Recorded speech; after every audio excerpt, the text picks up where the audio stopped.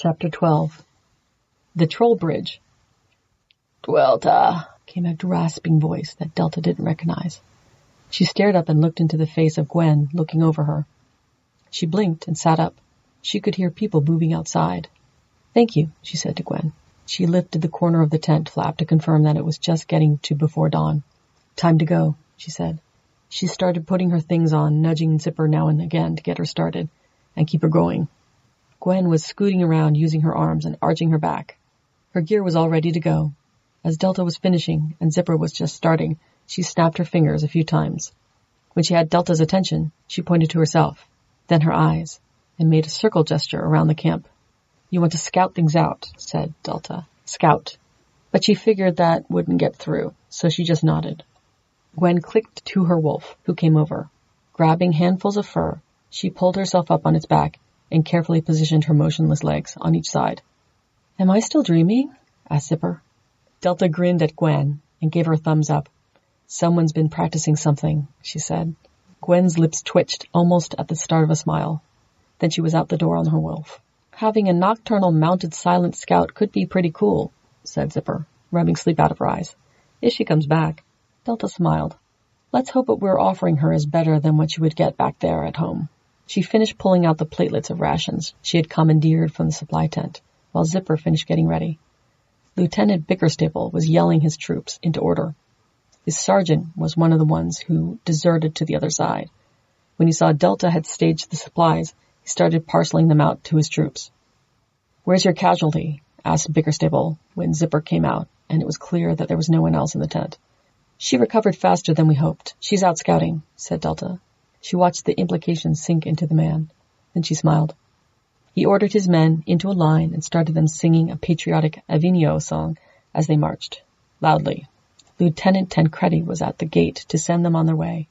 Bickerstaple ignored him, but Zipper waved as they left. "Good fortune go with you," he called after them. The going was simple enough. Even a bad road was fairly transversable when on foot. The fort was in the foothills, and the county seat was in the valley, so it was downhill as well. Once the sun had come up, Gwen rejoined them. After a few tries, Delta understood she was trying to draw her attention to a bridge that was ahead. She then mimed something with a fearsome growl under the bridge. Delta gave her a thumbs up. "Trouble," said Delta to Zipper. The two of them caught up with the Lieutenant Bickerstaple at the front of the line. "The scout is back," said Delta. He sneered. "She says there's a troll under the bridge ahead." The sneer vanished. He waved his troops to a halt and told them to take a break. "There's a bridge up there," he said. "There's a gorge that cuts across the path. Might just be best to avoid it," said Delta. "Is there an easy way for the men with packs to get around?" He thought about it a while. "Not that wouldn't delay us past nightfall. I'm not sure we would want to be out there overnight. Time for you guys to earn your keep," he grinned. Delta grunted. "If it's a troll, that's going to be pretty tough to deal with. The two of us aren't going to be able to kill it," she said. "If we can find a goat between here and there, we could bribe it. But I've seen no livestock at all." She scratched her chin. "We'll have to try to drive it out. Ask your men to collect likely sticks and any dried grass they can. They don't like fire, so if we can get them all with torches, that might just give it pause." Bickerstaple laughed. "I'll see what I can get them to do." "Tell them that, or we draw straws and feed one of them to it," said Zipper. "Or worse, give it our alcohol ration." Bickerstaple shot her a dirty look. "Have you fought trolls?" asked Zipper. Delta shook her head. "I've only heard stories around the campfire. If it's really a troll, we don't have a chance. I'm mostly hoping it is just an ogre or small giant." "Have you fought ogres or giants before?" asked Zipper, in the same earnest voice. Delta laughed. "I have as much experience fighting them as trolls. But it's all the same. Make them believe that it's easier for them to go hungry than to mess with you." "So give them a bloody nose?" asked Zipper. "Pretty much," said Delta. The gorge was a cleft cutting down from between two of the hills. The winds tended to be from the west, and the rain, brought up from the Great Lakes that was the western boundary of Avignon, fell on the highlands, and most of it, from around here, seemed to be channeled through this point. The road ran over it at that point, where the sides weren't that far apart.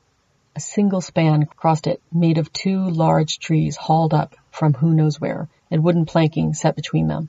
Gwen was with them, but her hood was pulled far over her face, and she mostly clung to her wolf, drowsily. She roused enough to confirm that this was the bridge she had been talking about. Lieutenant Bickerstaple came up and planted his fist on his hips. Well, they have some sort of half-arsed torches, for what that's worth. What's the plan? Delta and Zipper stood at one end of the bridge, just where the planking began. She could see why a creature of the mountains would like it here. It was dark and damp underneath, and of course, tasty meals tended to wander over it. Ask your men to sing, please, said Delta. What? Asked Bickerstaple. Sing, repeated Delta, like you did when you left the fort. Something loud and annoying. Do you want to irritate the troll to death? Asked Bickerstaple. Something like, said the Delta. I'm good at being irritating, said Zipper. When Bickerstaple had left, she asked, so what's the real plan? Well, I want to make sure it's awake, said Delta. We try to bait it out, and then we see if we can bloody its nose. Said Zipper. She handed her spear. We have range as long as we can keep it from closing. Yes. Think of the bridge as a horizontal shield wall, said Delta. The troops started singing. They were terrible. She let them get through a verse and then move forward. With the butt end of her glaive, she beat on the boards of the bridge. Zipper followed suit, yelling as well. After a minute or two of this, they could hear the timbers of the bridge creak. In the gaps between the planks, they could sense something moving around under the bridge. But they could only see it in silhouette against the brighter background of the gorge. It was all shadow, and they could not get a good read on it. It doesn't want to come up, said Zipper, still banging on the slats. Delta gritted her teeth. It wants better bait. Cover me. She stepped gingerly out onto the bridge, keeping as close as possible to the center. Zipper hovered nearby, shifting the spear to the ready position and no longer banging it. The thing under the bridge noticed and grew more agitated. Delta could feel the bridge sway as it moved its weight around, but it was playing pretty cautious. So she grew bolder. She stepped closer to the edge and jumped back. She kept her glaive at the ready, but beat on the boards of the bridge with the butt. Zipper nervously danced nearby, trying to be close enough to support her if anything happened, but far enough away so that her own steps didn't add to the confusion. With a great growl, the shape lurched to one side, and a huge, clawed and hairy arm swiped the edge. Fortunately, the leg it was aiming for was the butt of the glaive. It clipped it, but didn't knock it out of Delta's hand. Zipper did step and thrust to try to hit it, but it passed and missed. Delta stepped back, but not too far back. She could see its weight shifting underneath. It really was like a great shield, feint to one side, strike for the other. It had positioned itself to do so, but didn't strike since Delta hadn't overreacted. Instead, she went back to baiting it as she had done before. Only now, she had flipped her polearm. Instead of slamming the blanks with the butt, she beat the shaft just below the head of the edge of the bridge. This enticed a few more swings from it, but she couldn't bring her blade back quickly enough to get a strike in when it went for it. "Coming up," called out Zipper. When there was a pause, she raced out to the center of the bridge with Delta. "Let me bait it. You hook it. Then I'll stab it." Delta considered for a moment, then nodded. They stood hip to hip and moved together. Oddly enough, the music helped. Zipper picked up on that and timed her movements to the verses. She took Delta's place and beat on the edge. The spear wasn't going to get stuck that way, so she could use the very tip. The creature sensed the additional presence and grew excited. It had stopped telegraphing its moves by growling, but it couldn't resist this time. The paw came up and slashed out. Delta struck down, then pulled back, grabbing it as it passed. It nearly pulled the glaive from her grasp, but it was a practice move for her, so she was braced and ready. When it was caught, motionless, Zipper thrust the spear. She didn't do it at full extension, since that would have been too weak and was much more likely to get wrenched from her hand. It was a two-handed strike, with a firm grip. The spear tip bit into the arm, just above the wrist, and the creature let out a howl of pain. It broke free from the hook, causing another gash, and screamed at them from under the bridge. Delta and Zipper retreated to the center, and then to the end. It growled and hissed at them, but it didn't come up. "We're lucky," grinned Delta. "It's an ogre." Then she sobered. "Cagey one, though. But I think it's used to catching goats. Let's do that again and watch how it shifts its weight. I think it will try to fake us out and go for the backside." Zipper nodded. "I'm not so keen on playing the hero in real life, but let's do this." Delta called out to the lieutenant to keep the men singing. They sidled back into the bridge and started up again with the banging. The monster growled low, and they could see it watching them through the slats as they watched it.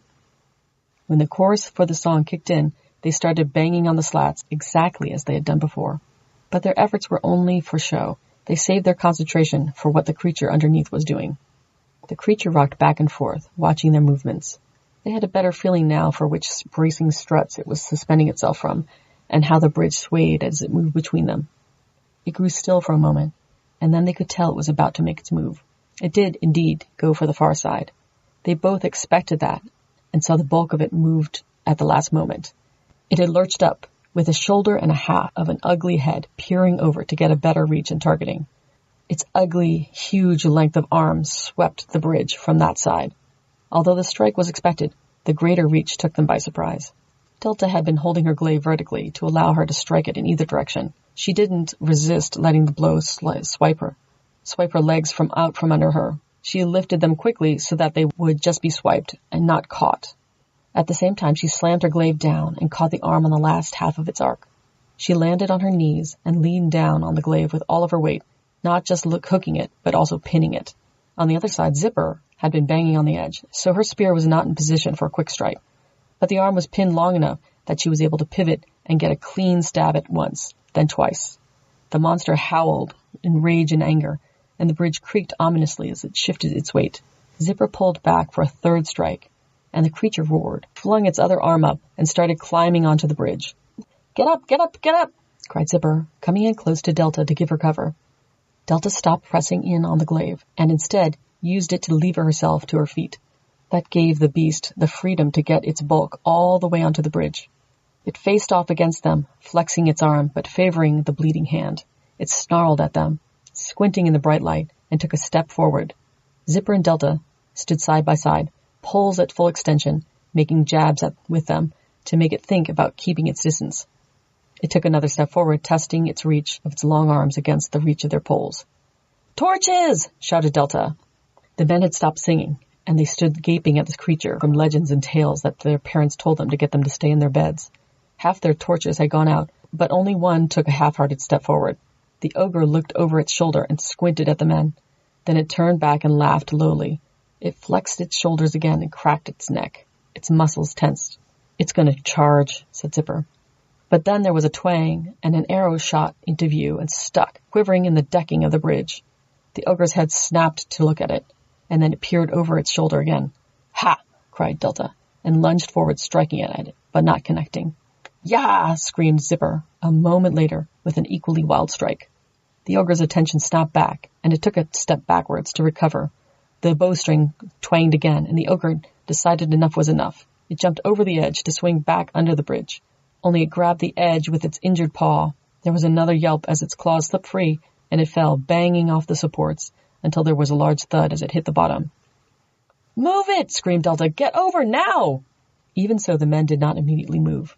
The lieutenant started yelling at them, and Gwen, on the wolf, rocketed past. Zipper and Delta started backing across to the other side as the moans and wails grew in pitch from underneath. Then the men bolted, throwing down their torches, and one of them even shucking their pack.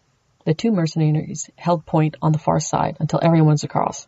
"Take them 5 minutes down the road and wait for us there," said Delta, as the lieutenant passed. He, at least, had the grace to look embarrassed. They backed off to the rise and stood watching for a minute or two to see if the ogre was in a mood to pursue them, but it didn't show its face. "I can't believe we did that," said Zipper. "I can't believe it worked." "Thanks to Gwen," said Delta. Zipper leapt on the goblin and hugged her tightly. "Oh, gods, you were amazing. That was awesome." Gwen was slightly alarmed, but quickly worked out that it was a good thing. Zipper let go and laughed at the quiver. "She's still got 3 arrows left." She mimed pretending to fire the bow, and Gwen nodded. "She's a smart one." Delta smiled, then leaned forward and tapped Gwen's belt purse, where she had stowed the silver shilling she had been given. "You've earned your pay." Gwen nodded and sat a little straighter.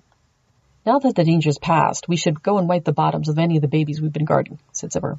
"I'm sure some of them pooped their pants." She shouldered her spear. Delta did likewise, and Gwen pulled down her hood more fully as they entered the sunlight in the center of the road. They all stepped lightly.